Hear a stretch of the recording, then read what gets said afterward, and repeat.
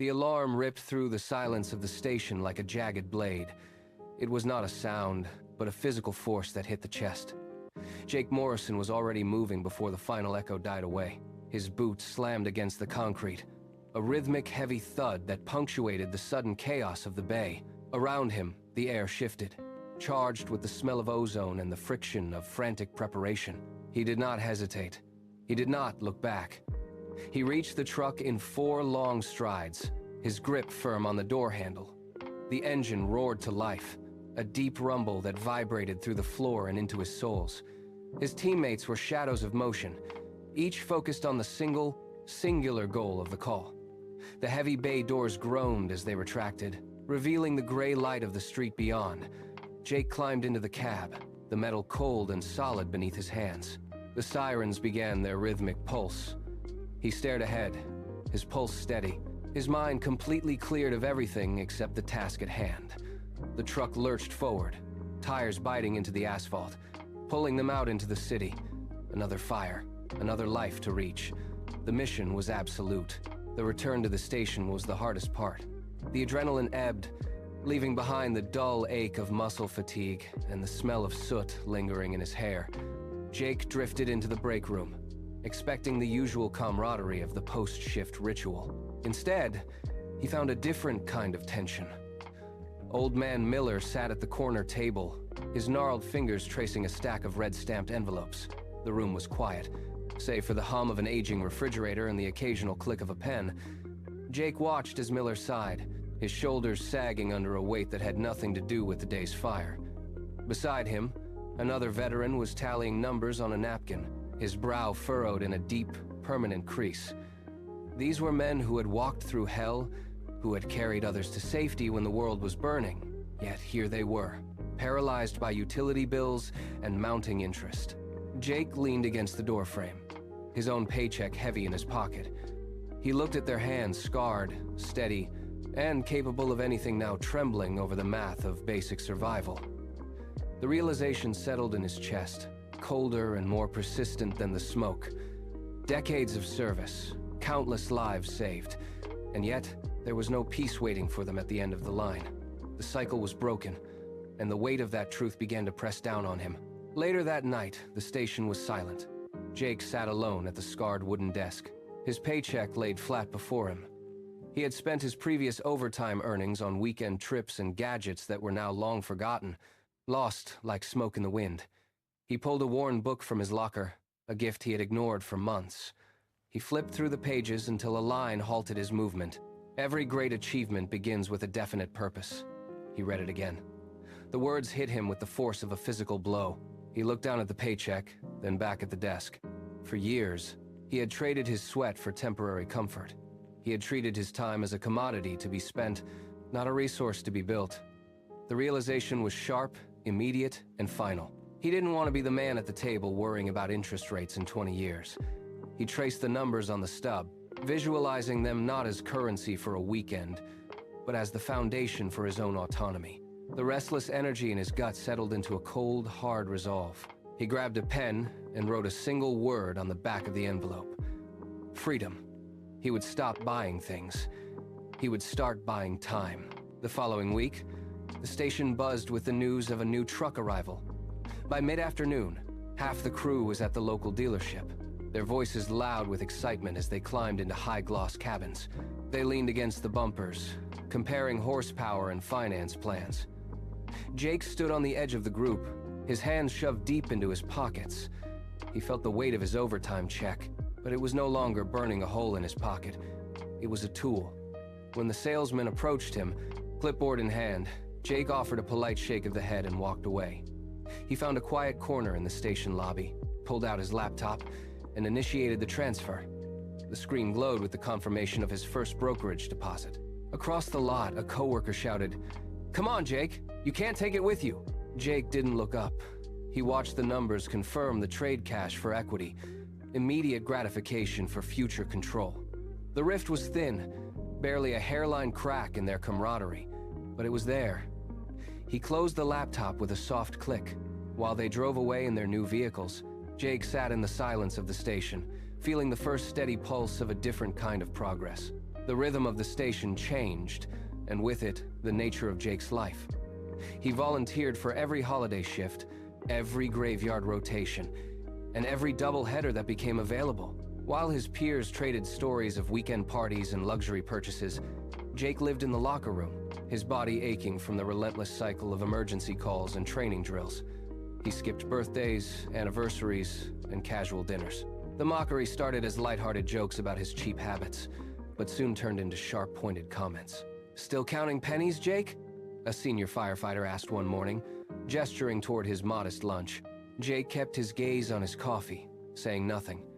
He felt the distance growing, a cold space widening between him and the men he stood beside in the fire. He was an outsider in his own house. Yet, every time he checked his portfolio, the discomfort lessened. He saw the numbers climb, each digit a testament to a night he didn't sleep and a party he didn't attend. His back throbbed, his eyes burned with exhaustion, and the silence in his bunk felt heavier with every passing year. But the balance in the account was real. It was growing. He looked at his hands, calloused and mapped with faint scars, and realized that he was building something that no fire could touch. The station floor was quiet when the newest recruit stopped by Jake's locker. He watched Jake scrolling through a portfolio report on his tablet, his brow furrowed in concentration. The recruit gestured toward the bay, his voice filled with genuine confusion. "Why do you bother with stocks, Jake? We pull people from burning buildings. We deal with real stakes every day. Why stress over markets?" Jake paused, his finger hovering over the screen. He stood up, walked to the threshold of the bay, and rested his hand on the cold, red steel of the heavy fire engine. It was a massive machine, covered in complex hoses, valves, and specialized tools. "You see this?" Jake asked, tapping the frame. It wasn't built in a day. It was built piece by piece. Every bolt, every pump, every seal added until it could carry the weight of our mission. He looked back at the recruit. "Wealth is no different. It is not a sudden spark. It is the result of thousands of small, disciplined actions stacked one on top of the other. I am not playing a game. I am building a machine that will eventually carry me." The recruit looked at the engine, then back at Jake, the skepticism in his eyes slowly softening into a quiet understanding. By his early 40s, the landscape of Jake's life underwent a subtle tectonic shift. The years of sacrifice began to pay a dividend that existed entirely outside of the fire station. He would wake up after a grueling night shift to find that his investments had generated more value while he slept than he had earned in a full day of risking his life. The struggle for survival, once a constant, frantic pressure, began to lose its grip. The math had crossed a threshold. He no longer had to trade every hour of his life for a paycheck. His capital was now doing the heavy lifting, compounding in the dark, multiplying through the sheer weight of time and discipline. He watched the numbers climb with a cool, detached focus. There was no sudden explosion of wealth, only the steady, relentless hum of a machine he had built with his own hands. He sat in the quiet of the station, listening to the distant sirens, and realized the tide had turned. He was no longer running to catch up. He was moving with the current. The weight of the future, once a burden that drove him to exhaustion, had become a foundation of total independence. The shift had been long. The smell of smoke clung to the break room air, thick and familiar. Jake dropped his helmet onto the table with a heavy thud, his limbs aching from the hours of physical strain. He sat down, pulled his laptop from his bag, and cracked the lid. The screen glowed, illuminating his tired face in the dark room. He navigated to the brokerage portal, his fingers lingering over the trackpad. He hesitated for a heartbeat, the final verification of years of discipline. He clicked. The page refreshed, the loading icon spinning for a fraction of a second before the digits snapped into place. 7 figures. $1 million exactly. He stared at the screen, reading the numbers again, then a third time to be certain. There was no rush of adrenaline, no shout, no sudden urge to run. Just a profound, heavy silence that filled the room. He watched the cursor blink next to the total. It was done. The years of skipped vacations, the overtime shifts, the nights spent sleeping in the station, every bit of it had resolved into this single, static line of text. He looked at the screen, then out the window at the quiet street, the weight of a decade finally lifting from his shoulders. Jake leaned back, the metal chair creaking under his weight. He did not close the laptop immediately, but let the screen dim, his own reflection ghosting against the dark glass. For years, the station had been a cage of necessity, a place where he traded his body for the means to survive. Now the walls looked different. The heavy equipment, the coiled hoses, the fluorescent lights, they were no longer the master of his schedule, but the backdrop of his choice. He inhaled the stale, familiar air. He was a man who owned his own time, a concept that felt heavier and more solid than the balance on the screen. The constant, gnawing pressure to perform, to earn, to chase the next hour of overtime had simply evaporated. He looked at his hands, calloused and steady, and realized they were no longer tools of desperation. He had built a fortress of independence, brick by brick, shift by shift. He sat in the stillness, savoring the absence of noise. The race he had been running for 20 years had reached its end, yet he remained standing, fully aware that his life was finally his own to command.